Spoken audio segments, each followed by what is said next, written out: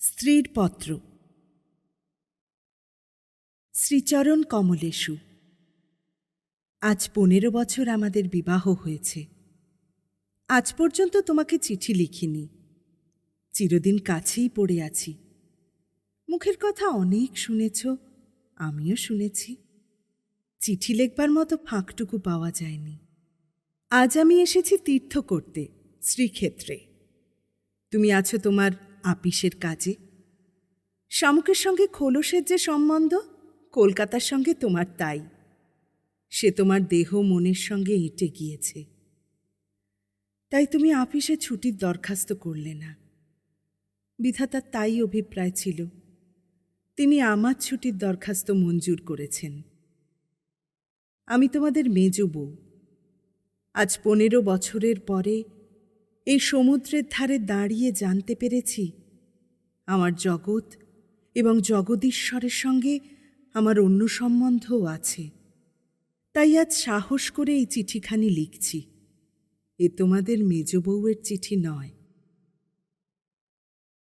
তোমাদের সঙ্গে আমার সম্বন্ধ কপালে যিনি লিখেছিলেন, তিনি ছাড়া যখন এই সম্ভাবনার কথা আর কেউ জানত না, সেই শিশু বয়সে আমি আর আমার ভাই একসঙ্গেই সান্নিপাতিক জ্বরে পড়ি।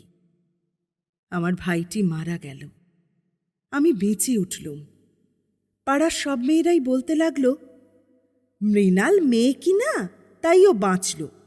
ব্যাটা ছেলে হলে কি আর রক্ষা পেত? চুরিবিদ্যাতে জম পাকা, দামি জিনিসের পরেই তার লোভ।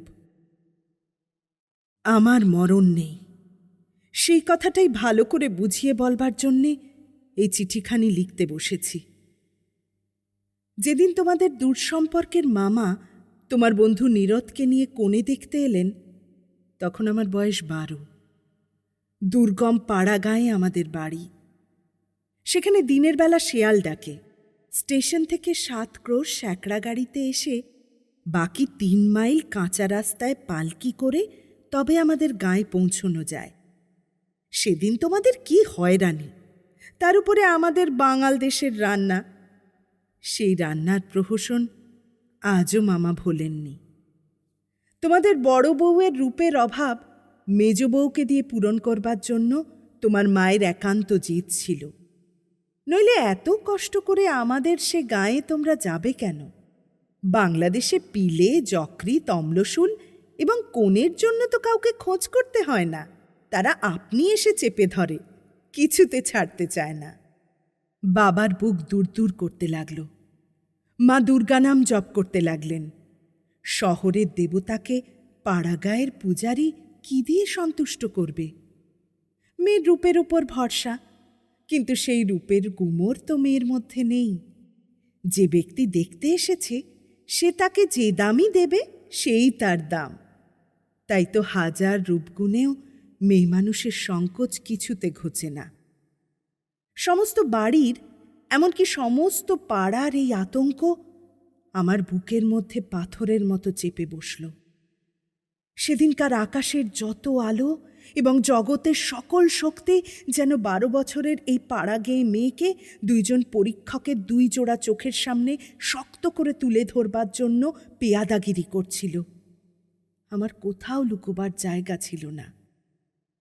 সমস্ত আকাশকে কাঁদিয়ে দিয়ে বাঁশি বাজতে লাগল। তোমাদের বাড়িতে এসে উঠলুম। আমার খুঁতগুলি সবিস্তারে খতিয়ে দেখেও গিন্নির দল সকলে স্বীকার করলেন, মোটের উপরে আমি সুন্দরী বটে। সে কথা শুনে আমার বড় জায়ের মুখ গম্ভীর হয়ে গেল। কিন্তু আমার রূপের দরকার কি ছিল তাই ভাবি। রূপ জিনিসটাকে যদি কোনো সেকেলে পণ্ডিত গঙ্গামৃত্তিকা দিয়ে গড়তেন, তাহলে ওর আদর থাকত। কিন্তু ওটা যে কেবল বিধাতা নিজের আনন্দে গড়েছেন, তাই তোমাদের ধর্মের সংসারে ওর দাম নেই। আমার যে রূপ আছে সে কথা ভুলতে তোমাদের বেশি দিন লাগেনি, কিন্তু আমার যে বুদ্ধি আছে সেটা তোমাদের পদে পদে স্মরণ করতে হয়েছে।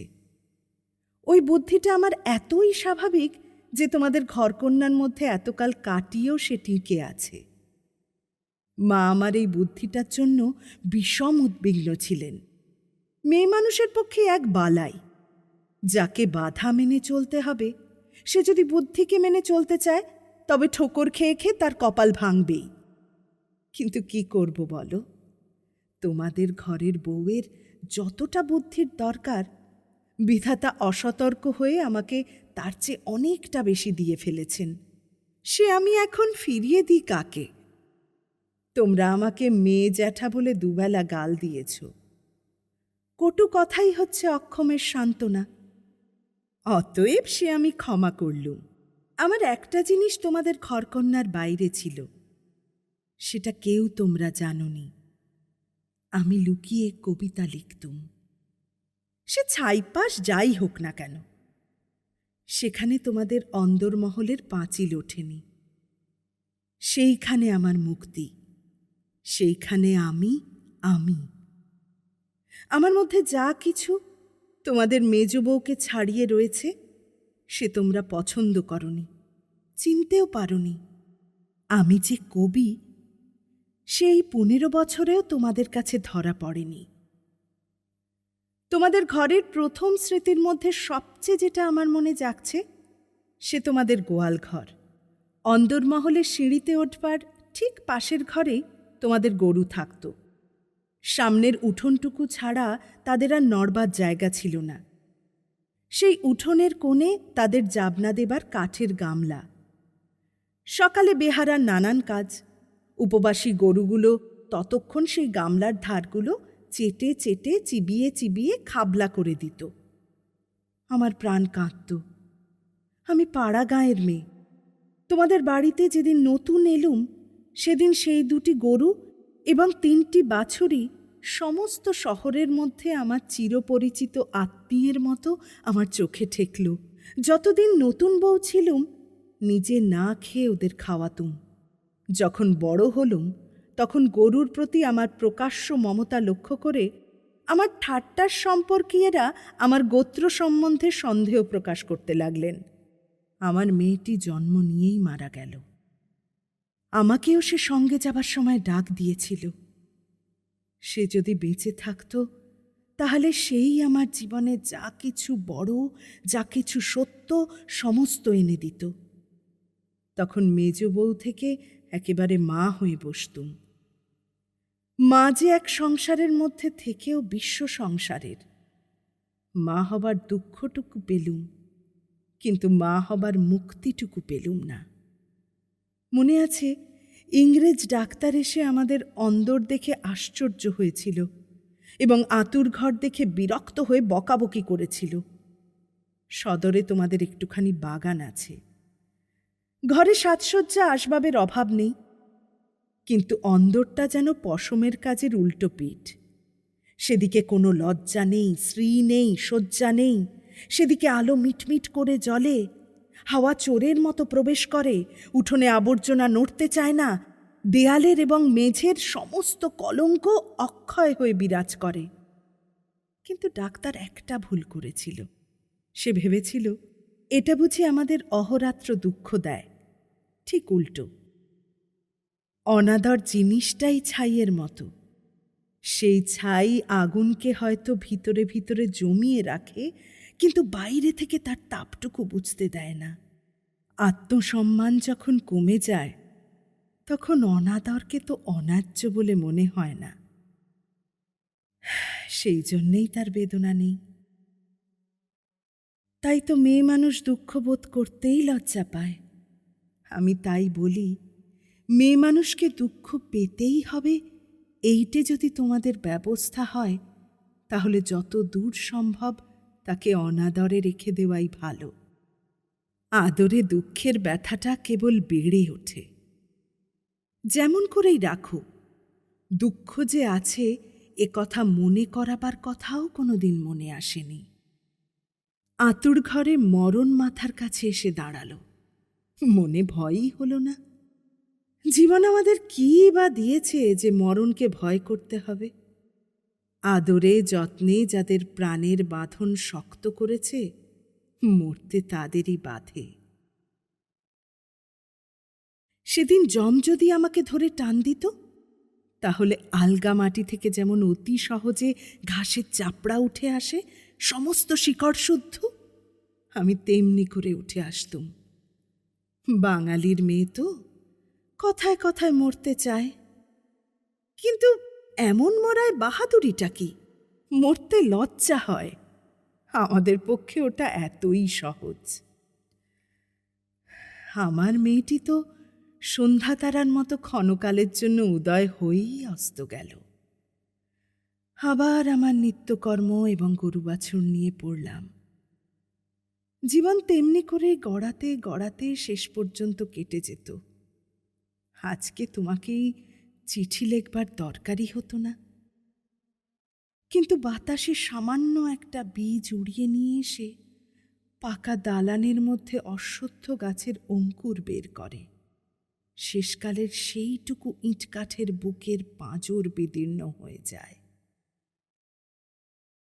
আমার সংসারের পাকা বন্দোবস্তের মাঝখানে ছোট একটুখানি জীবনের কণা কোথা থেকে উড়ে এসে পড়ল। তারপর থেকে ফাটল শুরু হলো। বিধবা মার মৃত্যুর পর আমার বড় জায়ের বোন বিন্দু তার খুড়তুতো ভাইদের অত্যাচারে আমাদের বাড়িতে তার দিদির কাছে এসে যেদিন আশ্রয় নিলে, তোমরা সেদিন ভাবলে এ আবার কোথাকার আপদ। আমার পোড়া স্বভাব, কি করব বলো? দেখলুম তোমরা সকলেই মনে মনে বিরক্ত হয়ে উঠেছ। সেই জন্যেই নিরাশ্রয় মেয়েটির পাশে আমার সমস্ত মন যেন একেবারে কোমর বেঁধে দাঁড়াল। পরের বাড়িতে পরের অনিচ্ছাতে এসে আশ্রয় নেওয়া সে কত বড় অপমান। দায় পড়ে সেও যাকে স্বীকার করতে হলো, তাকে কি একপাশে ঠেলে রাখা যায়? তারপরে দেখলুম আমার বড় জায়ের দশা। তিনি নিতান্ত দরদে পড়ে বোনটিকে নিজের কাছে এনেছেন, কিন্তু যখন দেখলেন স্বামীর অনিচ্ছা, তখন এমনি ভাব করতে লাগলেন যেন এ তার বিষম বালাই, যেন একে দূর করে দিতে পারলেই তিনি বাঁচেন। এই অনাথা বোনটিকে মন খুলে প্রকাশ্যে স্নেহ দেখাবেন, সে সাহস তার হল না। তিনি পতিব্রতা। তার এই সংকট দেখে আমার মন আরও ব্যথিত হয়ে উঠল। দেখলুম বড় যা সকলকে একটু বিশেষ করে দেখিয়ে দেখিয়ে বিন্দুর খাওয়া পড়ার এমন মোটা রকমের ব্যবস্থা করলেন এবং বাড়ির সর্বপ্রকার দাসী বৃত্তিতে তাকে এমনভাবে নিযুক্ত করলেন যে আমার কেবল দুঃখ নয়, লজ্জা বোধ হল। তিনি সকলের কাছে প্রমাণ করার জন্য ব্যস্ত যে আমাদের সংসারে ফাঁকি দিয়ে বিন্দুকে ভারী সুবিধা দরে পাওয়া গেছে। ও কাজ দেয় বিস্তর, অথচ খরচের হিসাবে বেজায় সস্তা। আমার বড় জায়ের বাপের বংশে কুল ছাড়া আর বড় কিছু ছিল না, রূপও না, টাকাও না। আমার শ্বশুরের হাতে পায়ে ধরে কেমন করে তোমাদের ঘরে তার বিবাহ হলো সে তো সমস্তই জানো। তিনি নিজের বিবাহটাকে এ বংশের প্রতি বিষম একটা অপরাধ বলেই চিরকাল মনে জেনেছেন। সেই জন্য সকল বিষয়ে নিজেকে যত দূর সম্ভব সংকুচিত করে তোমাদের ঘরে তিনি অতি অল্প জায়গা জুড়ে থাকেন। কিন্তু তার এই সাধু দৃষ্টান্তে আমাদের বড় মুশকিল হয়েছে। আমি সকল দিকে আপনাকে অত অসম্ভব খাটো করতে পারিনি। আমি যেটাকে ভালো বলে বুঝি, আর কারো খাতিরে সেটাকে মন্দ বলে মেনে নেওয়া আমার কর্ম নয়। তুমিও তার অনেক প্রমাণ পেয়েছ। বিন্দুকে আমি আমার ঘরে টেনে নিলুম। দিদি বললেন, মেজ বউ গরিবের ঘরের মেয়ের মাথাটি খেতে বসলেন। আমি যেন বিষম একটা বিপদ ঘটালুম। এমনভাবে তিনি সকলের কাছে নালিশ করে বেড়ালেন, কিন্তু আমি নিশ্চয় জানি তিনি মনে মনে বেঁচে গেলেন। এখন দোষের বোঝা আমার উপরেই পড়ল। তিনি বোনকে নিজে যে স্নেহ দেখাতে পারতেন না, আমাকে দিয়ে সেই স্নেহটুকু করিয়ে নিয়ে তার মন হালকা হল। আমার বড় যা বিন্দুর বয়স থেকে ২-৪টে অঙ্ক বাদ দিতে চেষ্টা করতেন, কিন্তু তার বয়স যে ১৪র চেয়ে কম ছিল না, এ কথা লুকিয়ে বললে অন্যায় হতো না। তুমি তো জানো সে দেখতে এতই মন্দ ছিল যে পড়ে গিয়ে সে যদি মাথা ভাঙত তবে ঘরের মেঝেটার জন্যই লোকে উদ্বিগ্ন হতো। কাজেই পিতামাতার অভাবে কেউ তাকে বিয়ে দেবার ছিল না, এবং তাকে বিয়ে করবার মতো মনে জোরই বা কজন লোকের ছিল। বিন্দু বড় ভয়ে ভয়ে আমার কাছে এলো, যেন আমার গায়ে তার ছোঁয়াচ লাগলে আমি সইতে পারব না। বিশ্ব সংসারে তার যেন জন্মাবার কোনো শর্ত ছিল না, তাই সে কেবলই পাশ কাটিয়ে চোখ এড়িয়ে চলত। তার বাপের বাড়িতে তার খুড়তুতো ভাইরা তাকে এমন একটি কোণও ছেড়ে দিতে চায়নি যে কোণে একটা অনাবশ্যক জিনিস পড়ে থাকতে পারে। অনাবশ্যক আবর্জনা ঘরের আশেপাশে অনায়াসে স্থান পায়, কেননা মানুষ তাকে ভুলে যায়।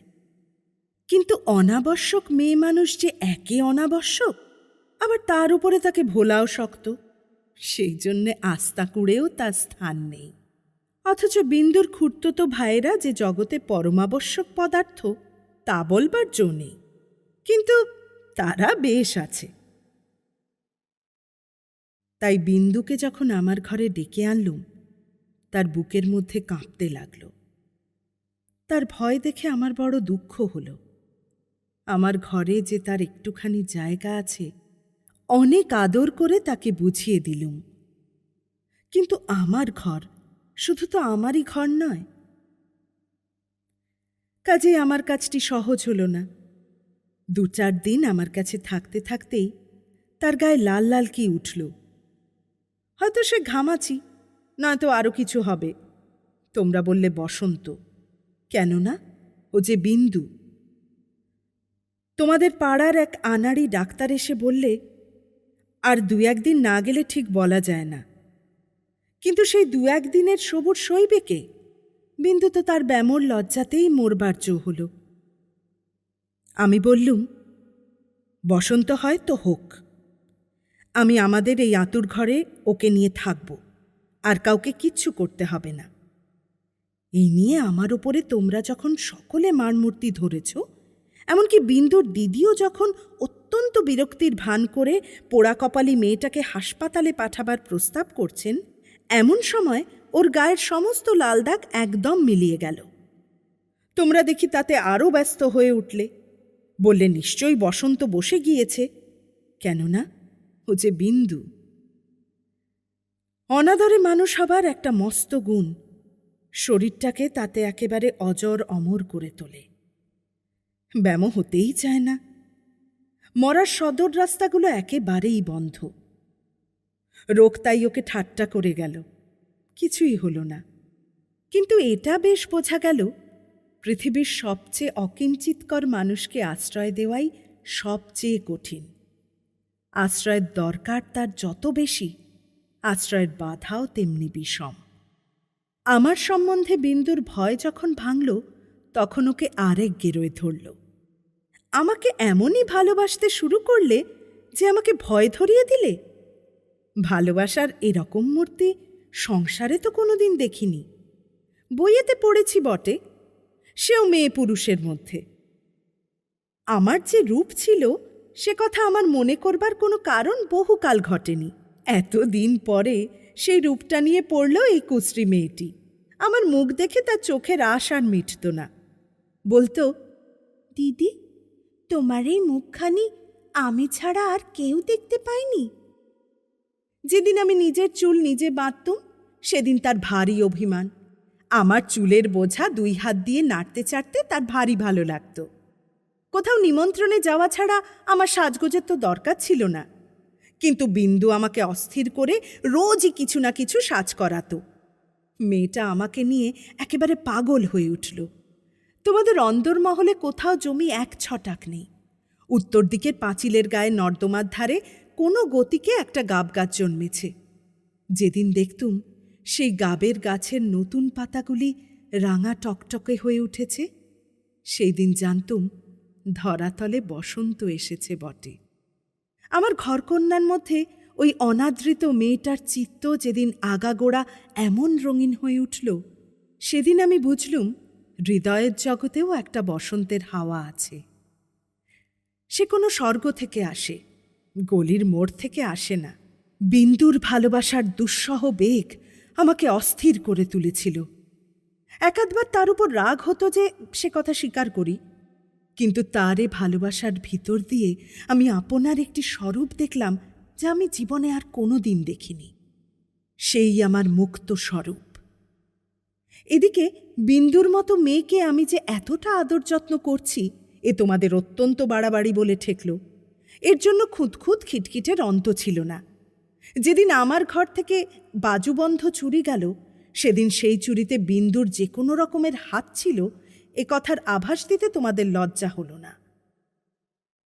যখন স্বদেশী হাঙ্গামায় লোকের বাড়ি তল্লাশি হতে লাগলো, তখন তোমরা অনায়াসে সন্দেহ করে বসলে যে বিন্দু পুলিশের পোষা মেয়ে চর।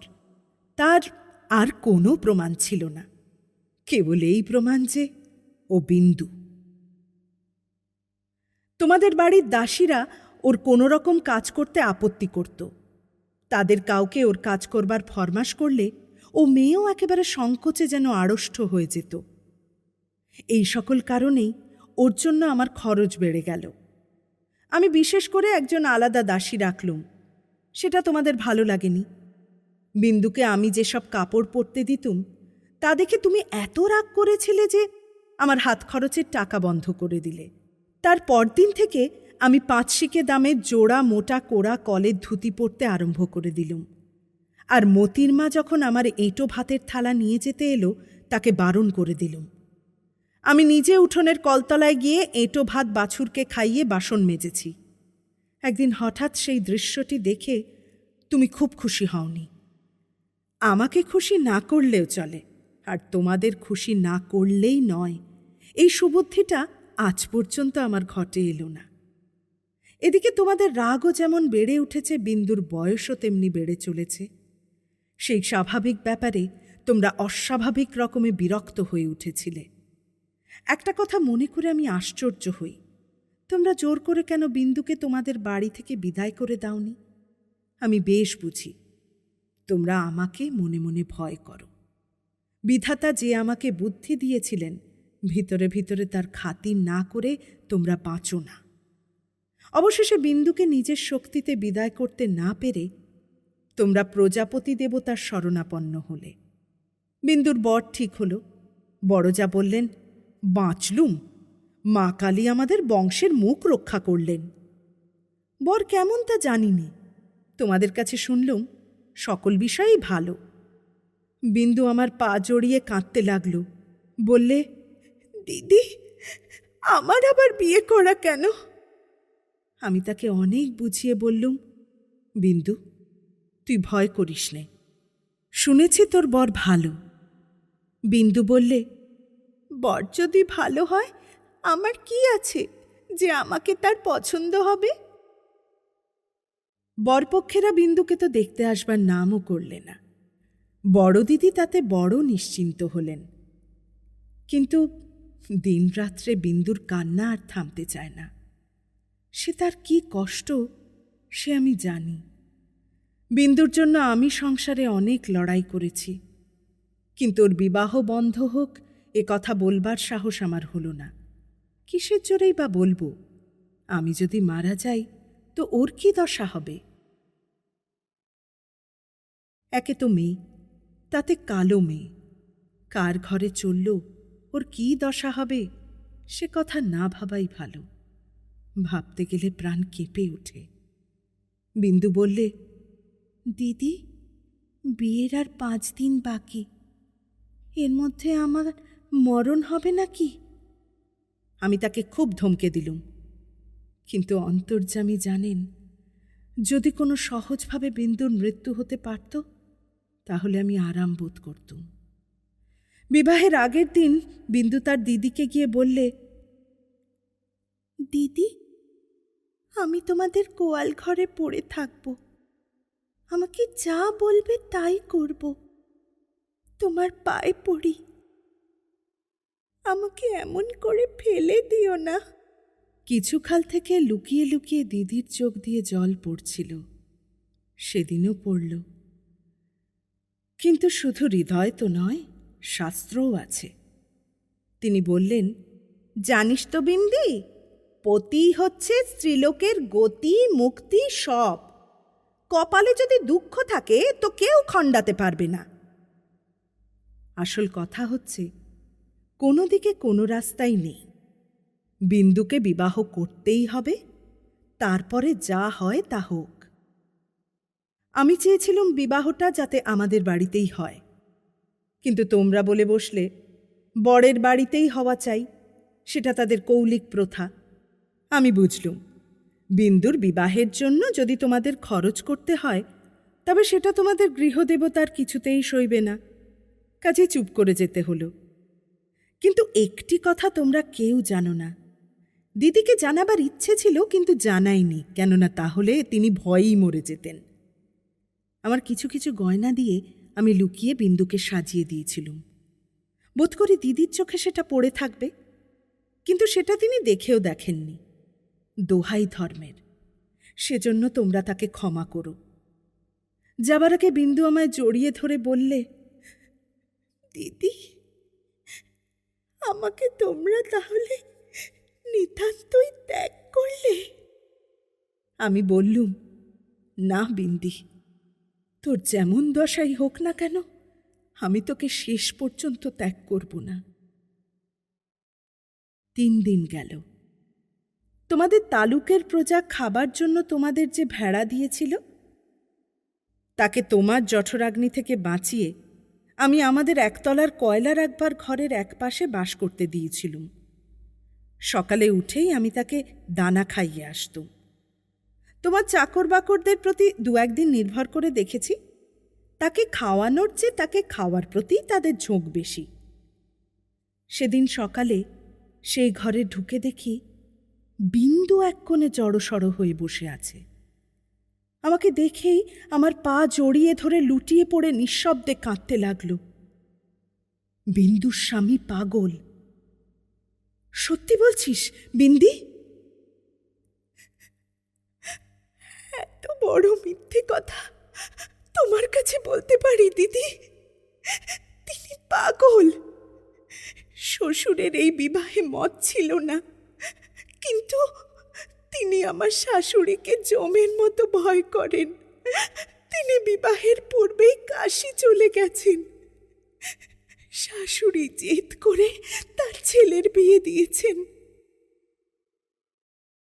আমি সেই রাশ করা কয়লার উপর বসে পড়লুম। মেয়ে মানুষকে মেয়ে মানুষ দয়া করে না? বলে,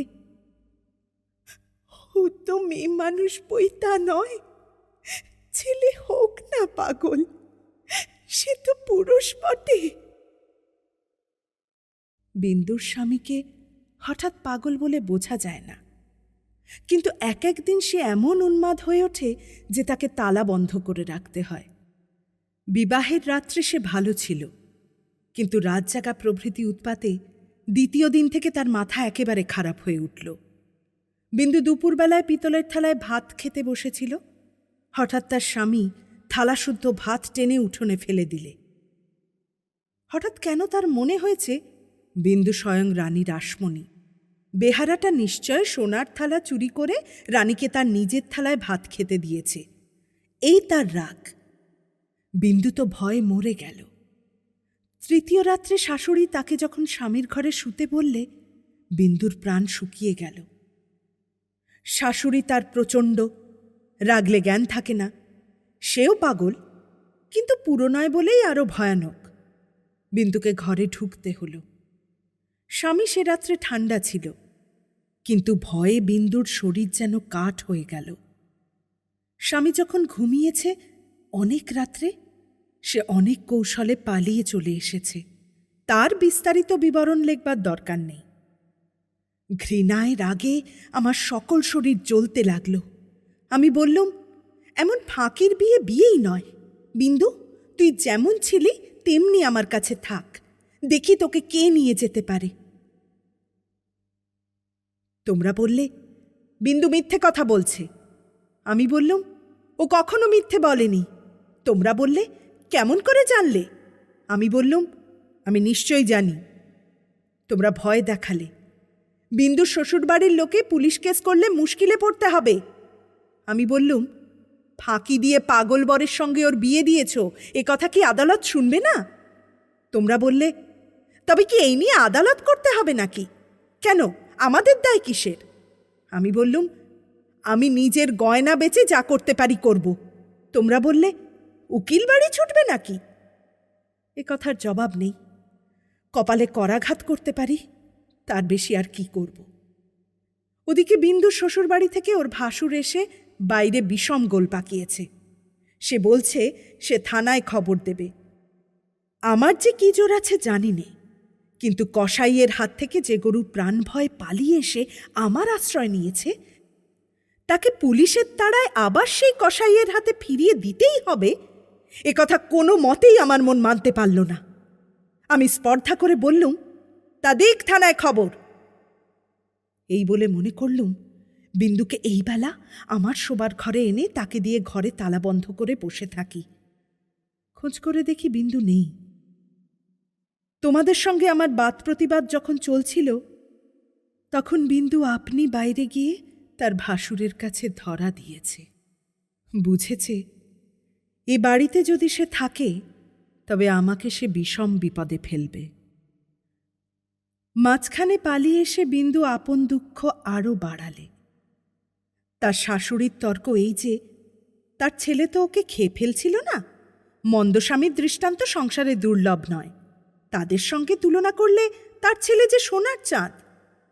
আমার বড় যা বললেন, ওর পোড়া কপাল, তা নিয়ে দুঃখ করে কি করব, তা পাগল হোক ছাগল হোক স্বামী তো বটে। কুষ্ঠরোগীকে কোলে করে তার স্ত্রী বেশ্যার বাড়িতে গিয়ে নিজে পৌঁছে দিয়েছে। সতীসাধ্যীর সেই দৃষ্টান্ত তোমাদের মনে জাগছিল। জগতের মধ্যে অধমতম কাপুরুষতার এই গল্পটা প্রচার করে আসতে তোমাদের পুরুষের মনে আজ পর্যন্ত এতটুকুও সংকোচবোধ হয়নি। সেই জন্যেই মানবজন্ম নিয়েও বিন্দুর ব্যবহারে তোমরা রাগ করতে পেরেছ। তোমাদের মাথা হেঁট হয়নি। বিন্দুর জন্য আমার বুক ফেটে গেল, কিন্তু তোমাদের জন্য আমার লজ্জার সীমা ছিল না। আমি তো পাড়া গেয়ে মেয়ে, তার উপরে তোমাদের ঘরে পড়েছি। ভগবান কোন ফাঁক দিয়ে আমার মধ্যে এমন বুদ্ধি দিলেন, তোমাদের এই সব ধর্মের কথা আমি যে কিছুতেই সইতে পারলুম না। আমি নিশ্চয়ই জানতুম মরে গেলেও বিন্দু আমাদের ঘরে আর আসবে না, কিন্তু আমি যে তাকে বিয়ের আগের দিন আশা দিয়েছিলুম যে তাকে শেষ পর্যন্ত ত্যাগ করব না। আমার ছোট ভাই শরৎ কলকাতার কলেজে পড়ছিল। তোমরা জানোই তো যত রকমের ভলেন্টিয়ারি করা, প্লেগের পাড়ার ইঁদুর মারা, দামোদরের বন্যায় ছোটা, এতেই তার এত উৎসাহ যে উপরি উপরি দুবার সে এফএ পরীক্ষায় ফেল করেও বিন্দুমাত্র দমে যায়নি। তাকে আমি ডেকে বললুম, বিন্দুর খবর যাতে আমি পাই তোকে সেই বন্দোবস্ত করে দিতে হবে শরৎ। বিন্দু আমাকে চিঠি লিখতে সাহস করবে না, লিখলেও আমি পাব না। এরকম কাজের চেয়ে যদি তাকে বলতুম বিন্দুকে ডাকাতি করে আনতে কিংবা তার পাগল স্বামীর মাথা ভেঙে দিতে, তাহলে সে বেশি খুশি হতো। শরতের সঙ্গে আলোচনা করছি, এমন সময় তুমি ঘরে এসে বললে, আবার কি হাঙ্গামা বাঁধিয়েছ?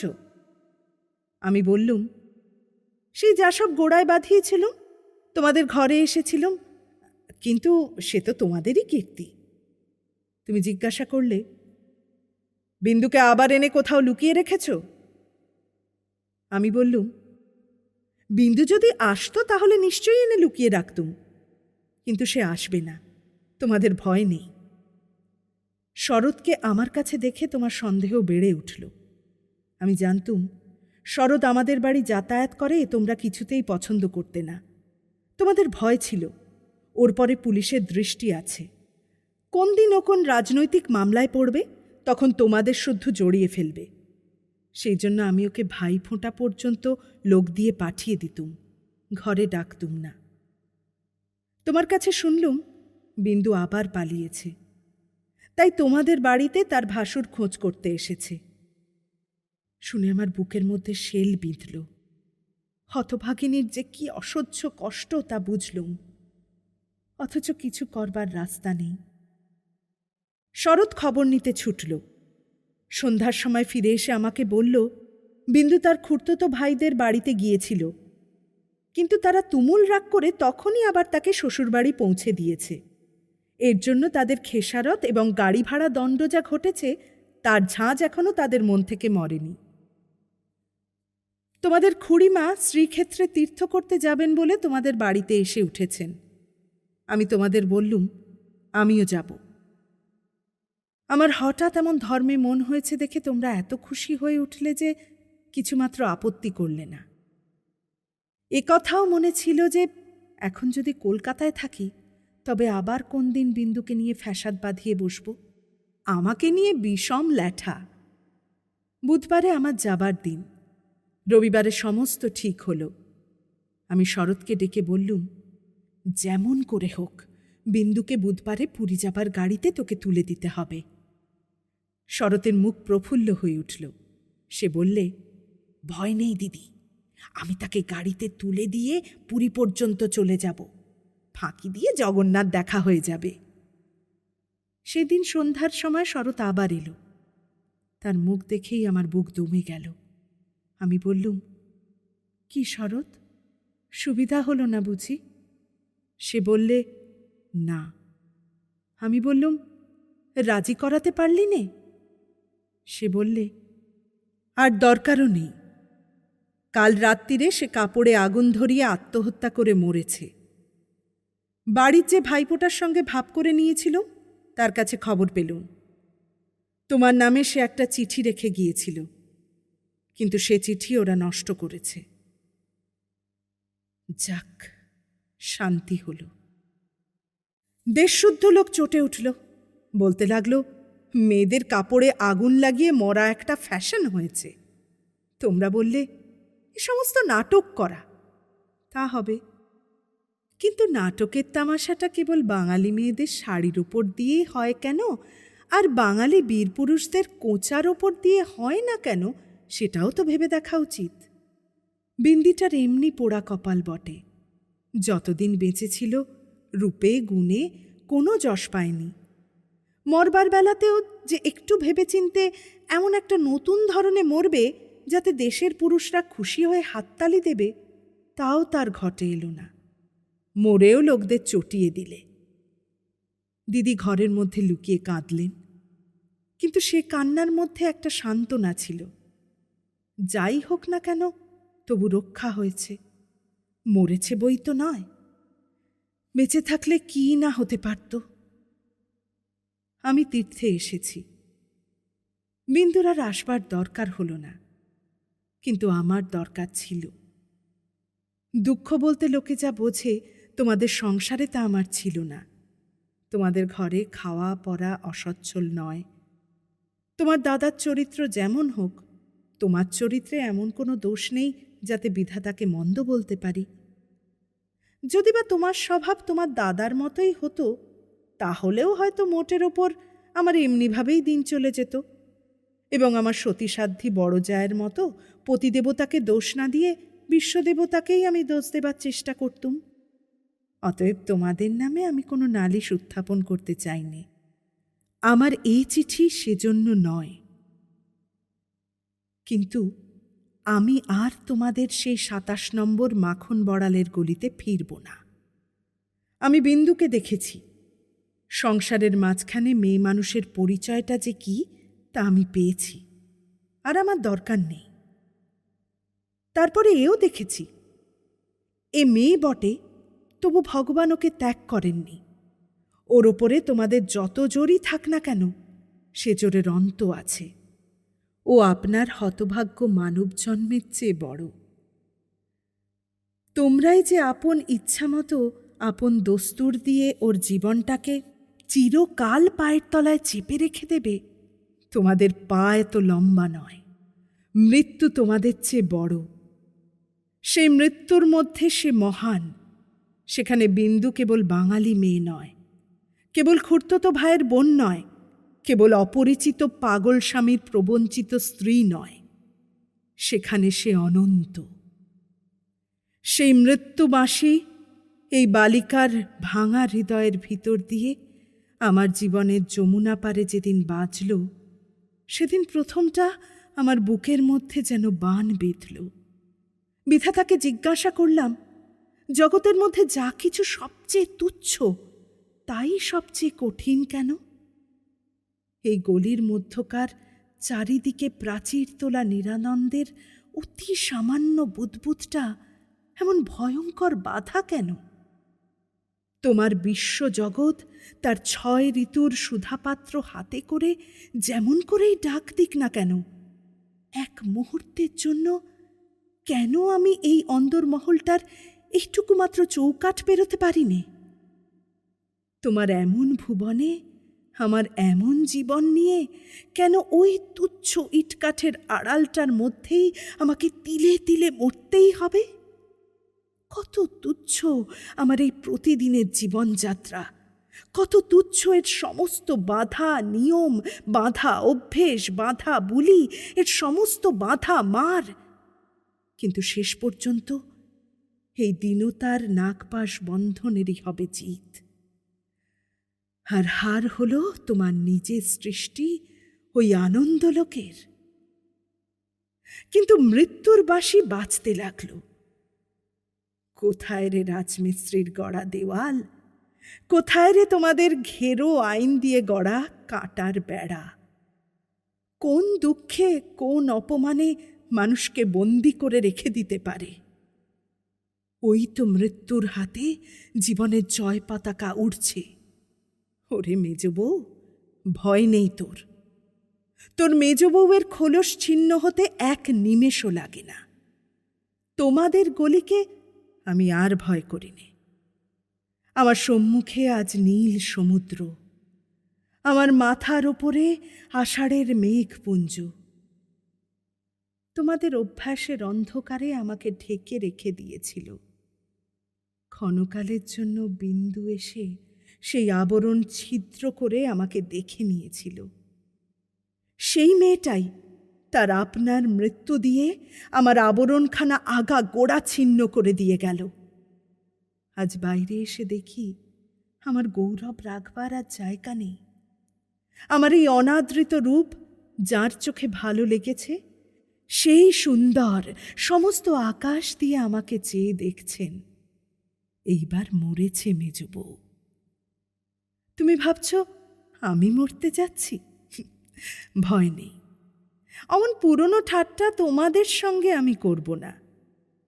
মীরাবাইও তো আমারই মতো মেয়ে মানুষ ছিল। তার শিকলও তো কম ভারী ছিল না।